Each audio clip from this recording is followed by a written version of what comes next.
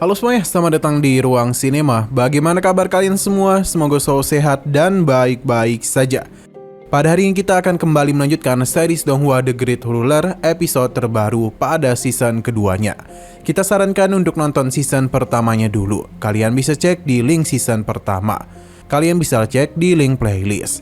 Tanpa berlama-lama lagi, langsung saja kita masuk ke season kedua dari series ini. Tepatnya pada episode ketiga atau episode yang ke-55-nya. Masih di dalam kompetisi perburuan, di mana Suchen yang tengah mengobati lukanya pun mendapatkan kabar kalau Muchen berhasil mendapatkan kualifikasi ketiga untuk menentang 3 jenderal besar aula hukuman.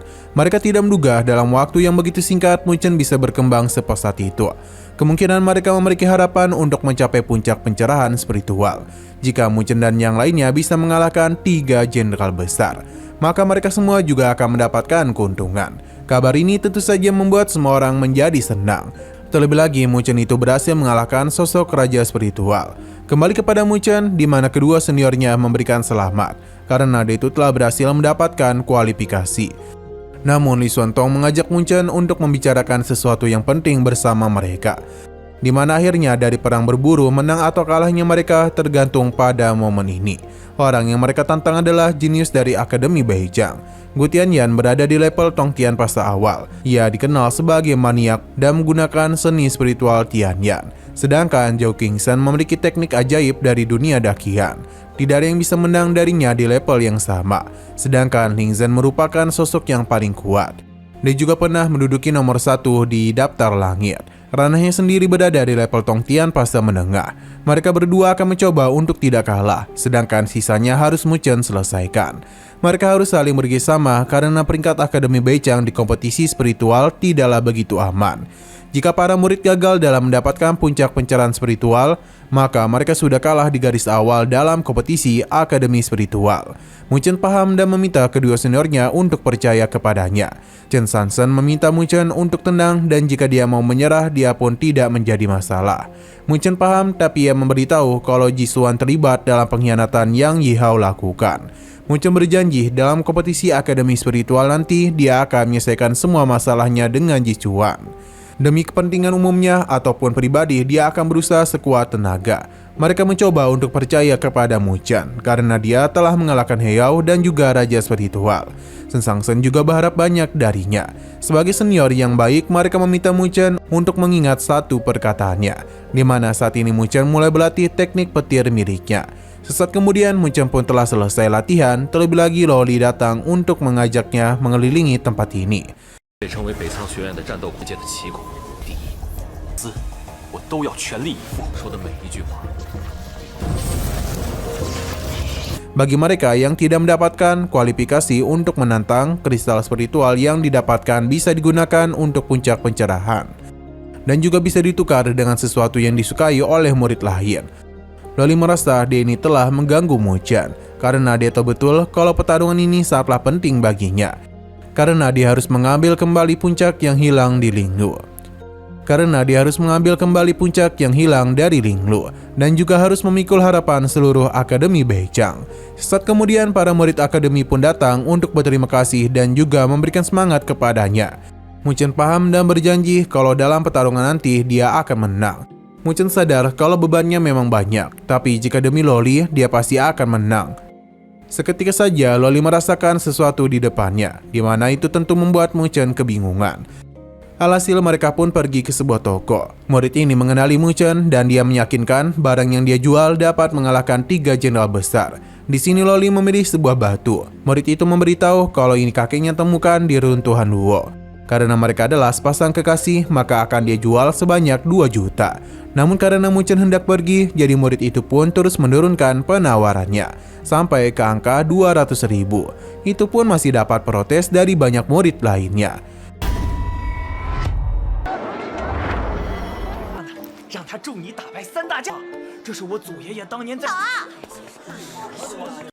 Loli bingung mengapa Muchen mau menghabiskan banyak uang untuk membeli batu yang bahkan tidak dia ketahui apa gunanya. Muchen akan melakukan apapun untuknya. Sedangkan bagi Loli, mendapatkan batu tersebut di harga begitu murah keuntungan bagi mereka. Pasalnya inilah batu dewa yang belum ditempa, yang akan dia gunakan untuk membuka segel pertama di pedang Luosan. Kakeknya memasang 3 lapis segel di atas pedang. Loli harus membukanya demi bisa menanggung tanggung jawab keluarga Luo. Tapi Denny terus gagal setiap membuka segelnya. Di saat ia kembali ke klan Luosan, hari itu sudah semakin dekat. Muchen langsung saja memeluknya karena ia tidak akan membiarkan Loli menanggung tekanan keluarga sebesar itu. Jadi Muchen akan terus menjadi lebih kuat lagi, sampai cukup untuk melindunginya. Loli pun mengajaknya untuk membuat janji di mana mereka akan selalu melindungi satu sama lain. Jika ada yang tidak menepatinya, maka mereka harus memotong jari kelingking. Loli pun mengeluarkan pedangnya dan terus kepikiran apakah masih bisa bertanggung jawab pada klan Luosan. Loli langsung saja masuk ke dalam kesadaran pedang tersebut, di mana di sana ia kembali melihat segel yang dipasang oleh kakeknya. Loli mulai menaiki tangga dan tangga itu terus membuat tangga lain agar Loli bisa terus melangkah ke tahap selanjutnya, di mana akhirnya tangga itu sudah mencapai segel pertama. Tanpa berlama-lama, Loli langsung saja menggunakan batu dewa untuk membukanya. Meskipun terlihat sulit, tapi berkat semangat yang diberikan oleh Muchen, Loli tidak ingin menyerah. Terlebih lagi, dia itu harus membuktikan diri kalau dia memang pantas menjadi pelindung klan Luosan. Karena bagaimanapun tanggung jawab itu harus dirinya selesaikan. Pada akhirnya, segel pertama pada pedang itu telah berhasil dibuka olehnya.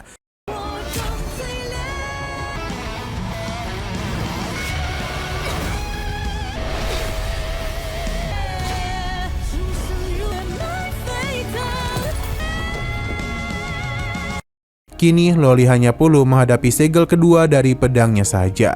Loli pun merasa sangat senang karena perjuangannya tidak sia-sia. Meskipun dia baru membuka 1 tingkat segel saja, namun sudah memiliki aura sekuat itu. Semua ini karena pedang Luosan merupakan senjata suci klan Luosi. Muchen sedikit menggodanya karena mungkin saja Loli itu ingin dia pergi. Tentu saja Loli tidak akan mengatakan hal itu. Namun Muchen langsung saja menghentikannya dan mencium bibir manis dari Loli. Pada keesokan harinya, pertarungan akan segera dimulai, di mana pertarungan ini disiarkan secara langsung. Lin Jie menyapa Shen Changsheng karena sudah cukup lama mereka tidak bertemu. Terlebih lagi, mereka sudah sering bertarung sebelumnya. Jika bukan karena dia masuk ke aula hukuman dan tidak masuk ke dalam daftar langit lagi, maka sudah pasti dia akan kesulitan untuk mendapatkan peringkat pertama. Lin Jie ingin melihat seberapa jauh perkembangannya itu. Sebagai penjaga, mereka tidak akan segan-segan. Shen Changsheng menyerahkan Gutianyan kepada Muchen, sedangkan Li Xuantong akan berhadapan dengan Zhao Xingchen. Ia sangatlah penasaran dengan teknik spiritual yang dikatakan tidak pernah kalah itu. Zhao Xingchen akan memberikan keringanan kepadanya. Selama dia itu mau menyerangnya dalam 10 jurus, maka dia itu akan mengakui kekalahannya. Hal itu membuat Li Xuantong kesal dan langsung saja melakukan penyerangan kepadanya. Karena bagaimanapun, Zhao Xingchen seakan-akan hendak meremehkannya. Tapi sudah 3 jurus yang Li Xuantong gunakan, tidak ada yang bisa menyentuhnya. Li Xuantong memintanya untuk tidak meremehkan dirinya. Saat jugalah Zhao Xingchen menggunakan surulingnya. Bagi Shen Changsheng, jauh tidaklah memberikan keuntungan, karena itu hanyalah rencana licik darinya, supaya bisa membawa lawannya masuk ke dalam ilusi tanpa henti. Zhao Xingchen penasaran apakah dia itu juga bisa keluar dari ilusinya. Li Xuantong tidaklah takut dan akan menggunakan inderanya saja. Zhao Xingchen akan menguji indera penciuman dan perasaannya, di mana kali ini dia sudah tidak bisa digunakan lagi. Di mana kali ini hal itu sudah tak bisa digunakan lagi, dan membuat Li Xuantong merasa sangat kesulitan. Ia mencoba untuk melawan, namun sekarang ia sudah tidak bisa mendengar lagi. Li Xuantong tidak menyerah dan langsung saja melakukan penyerangan pada bawah tempat itu, untuk bisa menghancurkan ilusi ini. Tapi bagi Zhao Xingchen, semua itu sia-sia saja, karena sekarang indera perasaannya sudah menghilang. Li Xuantong merasa kalau kemampuan Zhao Xingchen tidaklah sehebat itu. Pasalnya, ia sudah mulai tahu bagaimana cara dia menggunakan triknya. Dalam 5 elemen, San Yin termasuk unsur logam dan berada di barat. Jiao termasuk unsur kayu terletak di timur. Ji unsur api di arah selatan, Yu unsur air terletak di utara. Gong unsur tanah terletak di tengah. Kelima elemen akan berputar yang membuat semua makhluk terlahir kembali. Dan cara itulah Li Xuantong bisa lepas dari tekniknya.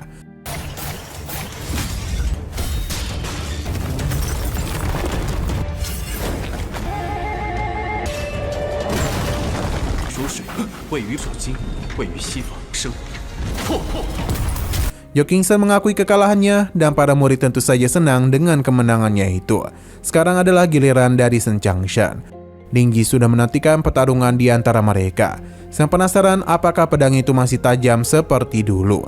Ling Ji memintanya untuk menggunakan senjatanya, di mana Shen pun memanggil tombaknya dan pertarungan langsung saja terjadi di antara mereka.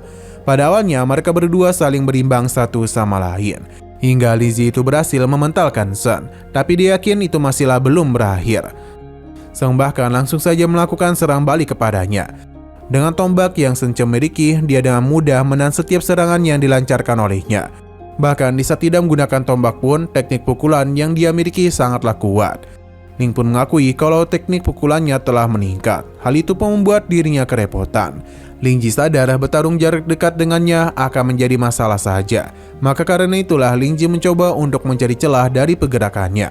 Pertarungan pun semakin memanas, karena hal itulah Shen langsung dibuat tertekan. Ia sadar harus menangkap Ling Ji dulu, dan begitulah dirinya baru memiliki kesempatan. Hanya saja Ling Ji tidak sebodoh itu, maka karena itulah dia harus mengambil resiko. Shen berhasil mengalihkan perhatiannya. Di saat lengannya hendak dipotong oleh Ling, tombaknya sudah sangatlah tepat ke arah kepala Ling. Dia pun mengakui kalau kemampuan Shen sudah sangat meningkat, jadi dia pun mengakui kekalahannya. Shen senang dan memintanya untuk tidak perlu khawatir, karena lengan kirinya hanya terluka saja.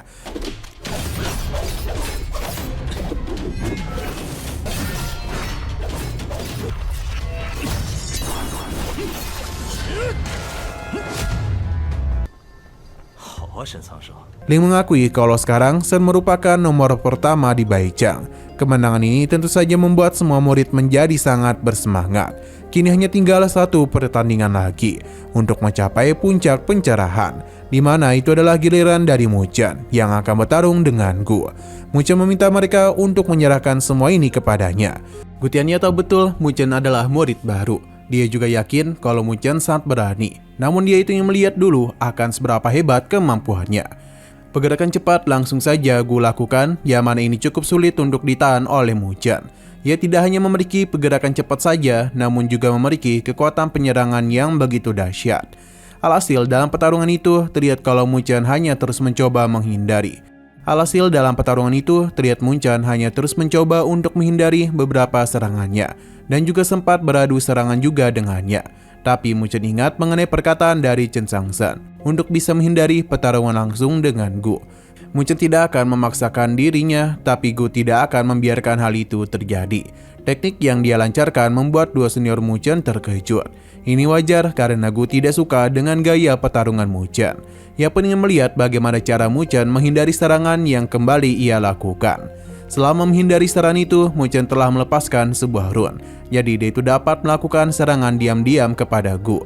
Tidak hanya itu saja, namun sebuah formasi juga telah Mu Chen pasang untuk bisa menyerangnya. Jadi di saat Gu hendak melarikan diri, Mu Chen berhasil menangkapnya dan langsung membakarnya.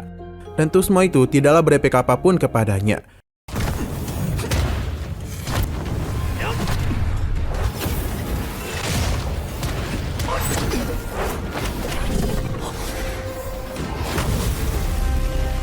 Bagi Gu, Mu Chen hanyalah murid baru dan tidak pantas bertarung dengannya. Sebuah senjata pun langsung dia keluarkan demi memaksa Mu Chen untuk bertarung langsung dengannya. Emosi yang Gu miliki kemungkinan akan membuat masalah besar, di mana dia itu pasti akan memaksa Mu Chen untuk beradu teknik. Chen Xiangshan hanya berharap Mu Chen menjalankan rencana dengan baik. Karena selama Mu Chen mendapatkan kesempatan untuk menggunakan tubuh Dewa Petir, maka ia pasti memiliki kesempatan untuk bisa menang. Hanya saja Gu berhasil memancing emosi Mu Chen yang membuat dia langsung saja memberikan serang balik kepada Gu. Alhasil adu senjata pun terjadi, tapi Mu Chen langsung terpental. Semua orang mulai sadar kalau Mu Chen telah mengubah gaya bertarungnya. Para murid memberikan semangat agar ia tidak kalah. Para tetua tahu betul sejak kejadian di jalan spiritual, mungkin tanpa perlindungan Akademi Baijiang, Mu Chen telah lama dihabisi oleh Akademi Shang. Dan jika Mu Chen kalah di sini, maka semua yang terjadi di jalan spiritual pasti akan dibenarkan. Rekan-rekan Mu Chen teruslah memberikan dukungan kepadanya. Begitu pula dengan Luo Li. Kembali kepada Mu Chen, ia tidak akan menggunakan rencana dari Chen Xiangshan, karena itu bukanlah gaya bertarungnya. Jadi Mu Chen langsung saja melakukan penyerangan langsung kepada Gu. Inilah yang sejak tadi ditunggu-tunggu oleh Gu. Pasalnya ia ingin melihat seberapa hebat kemampuan dari murid baru itu. Dalam pertarungan tersebut, Mu Chen sempat mengimbangi seluruh serangan yang Gu lakukan. Tapi lama-kelamaan, Gu mulai unggul, bahkan itu sempat memberikan serangan balik kepada Mu Chen. Gu memintanya untuk segera menyerah saja, karena jika ia sudah tidak memiliki kemampuan lagi, lebih baik ia segera sadar. Serangan yang ia lancarkan semakin menekan Mu Chen, tapi ia tidaklah ingin menyerah dan menjadi pendosa. Terlebih lagi dia sudah bosan mendengar semua kritikan dan juga cemoohan kepadanya, terutama sejak dia gagal di jalan spiritual. Pada akhirnya, Mu Chen pun menggunakan teknik tubuh Dewa Petir. Dengan wujud inilah, dia pun mulai mendominasi jalannya pertarungan. Setiap serangan yang dia lakukan hanya dapat ditahan oleh Gu. Tidak ada kesempatan baginya untuk bisa melancarkan serangan balasan.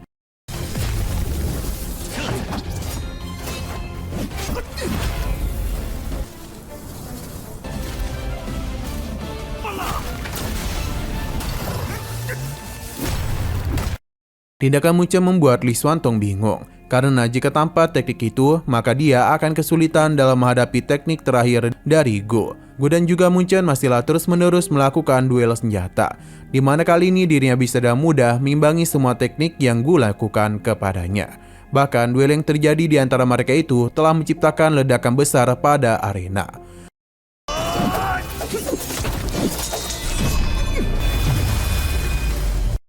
Namun terlihat kalau tubuh Mu Chen sudah penuh akan luka. Berbeda dengan Gu yang hanya terluka sedikit.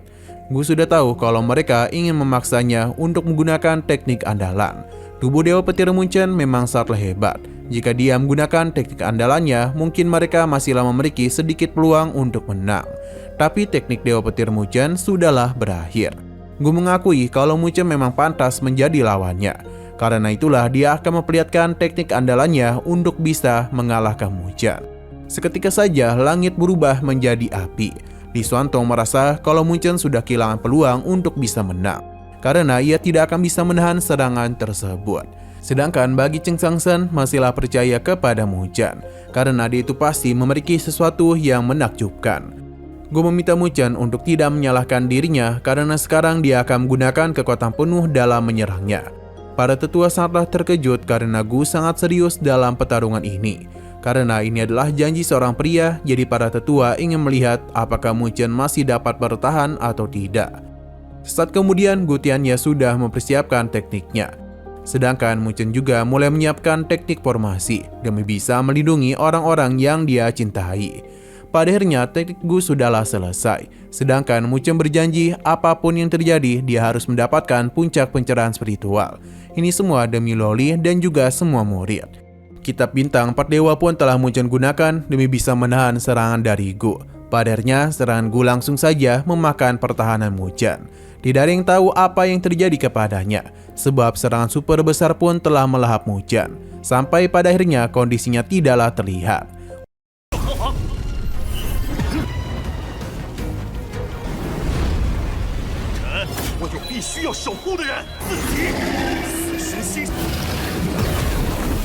Untung saja Mu Chen itu dapat bertahan. Gu sangatlah terpukau karena Mu Chen dapat menahan serangannya secara langsung. Mu Chen akan kembali menemaninya bertarung hingga Gu ini puas. Tapi Gu itu hanya tertawa, karena bagaimanapun dia sudahlah terpukau akan kehebatan Mu Chen. Jadi dia pun mengakui kemenangannya. Dan begini, Mu Chen bersama yang lainnya pun telah berhasil mengalahkan 3 jenderal balai penegak hukum. Para murid menjadi senang dan tidak pernah menduga kalau Gu akan mengaku kalah. Para murid juga mulai berkumpul di alun-alun, di mana ketua akan mengumumkan kalau dalam perang berburu bukan hanya sekedar pertarungan saja, melainkan ingin mengetes para murid apakah bisa membantu sesama, ataupun mengorbankan diri sendiri demi orang lain. Ini merupakan sebuah perpaduan yang gigih dan penuh perjuangan. Para tetua sangatlah puas dengan perang berburu kali ini. Terutama ini merupakan sebuah kebangkitan dari yang selalu mendapatkan penghinaan agar bisa menunjukkan kalau dia masihlah bisa berkembang. Perang berburu juga merupakan bukti kalau para murid Beijing telah melampaui diri dan melindungi kehormatan. Semangat perjuangan para murid telah membuat nama Beijing bergema di langit dan bumi. Para tetua menjamin kalau Akademi Beijing tidak akan pernah tergoyangkan oleh musuh ataupun waktu. Mu Chen, Li Xuantong, dan Cheng Changsen akan menjadi perwakilan untuk menunjukkan semangat membara Akademi Beijing. Kehormatan itu telah diberikan kepada mereka bertiga. dan kemenangan mereka, maka perang berburu pun telah berakhir dengan sempurna. Para murid tentu saja menjadi sangatlah senang. Sedangkan para tetua meminta mereka untuk beristirahat dulu karena dalam waktu 3 hari lagi mereka akan pergi ke puncak pencerahan spiritual. Berhubung Muchan masih agak lelah, jadi Loli pun segera membawanya untuk pergi meninggalkan tempat ini, yang membuat Li Xuantong agak sedih. Cheng Sangsen tahu kalau rekannya ini telah menyukai Loli, tapi sepertinya sudah tidak ada lagi kesempatan bagi Li Xuantong. Cheng Sangsen mencoba menghiburnya, karena setelah puncak pencarian spiritual, ia akan memburu Mo Longzi. Jadi dia itu ingin Li Xuantong ikut bersamanya. Siang berpindah ke tempat Muchan, di mana Loli agak kesal sebab dia itu terus memaksakan dirinya. Semua ini Muchan lakukan sebagai pembalasan karena ia tidak bisa menemani Loli sampai akhir di jalan spiritual. Tapi Loli tidaklah suka dengan hal tersebut. Terlebih lagi, dia jauh-jauh datang ke Akademi Beicheng bukan hanya untuk melihat Muchan melakukan hal tersebut. Di saat dia ingin pergi, Muchan pun segera menahannya dan berterima kasih karena Loli selalu ada di sisinya. Tidak lupa, kokop-mengkokop kembali terjadi. Bahkan kali ini terlihat Muchan begitu agresif. Loli meminta Muchan untuk tidak memaksakan diri lagi, karena jika selalu seperti itu, dia akan dalam bahaya. Tapi Muchan ini sudah lebih dahulu tidur, karena dia sangatlah kelelahan. Loli berjanji tidak akan membiarkan siapapun melukainya.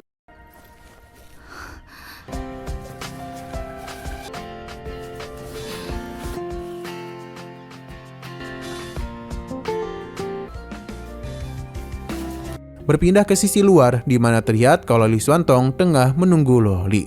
Tapi sayang sekali sepanjang malam kemarin, Loli teruslah menemani Muchan. Bahkan hingga sekarang dia masihlah berada di dalam sana. Mendengar semua itu membuat dia sedih. Li Xuantong pun pergi dari tempat ini. Mendengar semua itu, Li Xuantong pun sedih dan pergi dari tempat itu. Terlihat wajahnya ini benar-benar sangatlah sedih. Bahkan Cheng Sangsen mengejeknya karena dia itu malah berubah menjadi seseorang yang kesepian. Melihat rekannya yang begitu galau, Cheng Sangsen pun akan mengajaknya untuk melampiaskan kekesalan itu kepada Mo Longzi. Pada akhirnya Li Xuantong pun setuju untuk ikut memburu Mo Longzi bersamanya. Cheng Sangsen juga berharap agar Li Xuantong bisa lepas dari perasaan dan mencari jalan lain, supaya dia itu tidak terus-menerus terikat. Li Xuantong iri dengan sikap santuy dari rekannya ini. Kembali kepada Muchan dan Loli, di mana dalam kesadaran Muchan, Jiuku pun akhirnya terbangun dan meminta Muchan untuk segera sadar, karena dia ini sudah siap untuk menghadapi ujian petir.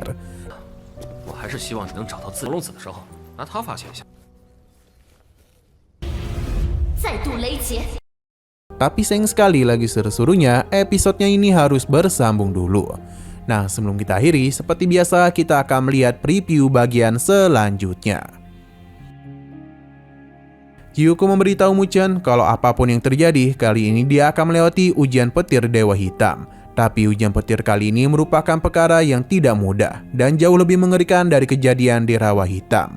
Namun sepertinya Jiuku akan gagal karena dia itu diberitahu oleh seorang gadis kalau ikatannya dengan Muchan merupakan sebuah beban besar baginya. Darah yang tidak murni lagi hanya akan menghancurkannya dalam ujian tersebut. Namun Muchan sepertinya akan memberikan bantuan dan tidaklah peduli dengan kondisinya, karena apapun yang terjadi, dia harus menyelamatkan Jiuku.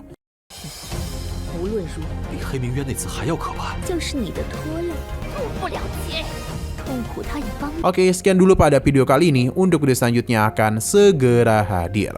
Jadi bagi kalian yang ingin mengikuti series ini, langsung saja klik subscribe dan aktifkan loncengnya. Terima kasih yang sudah menonton video sampai habis. Jika kalian suka pada video ini, klik like dan share ke teman-teman kalian tentang channel ini. Dan ditunggu aja kelanjutannya. Oke, sampai jumpa di video selanjutnya.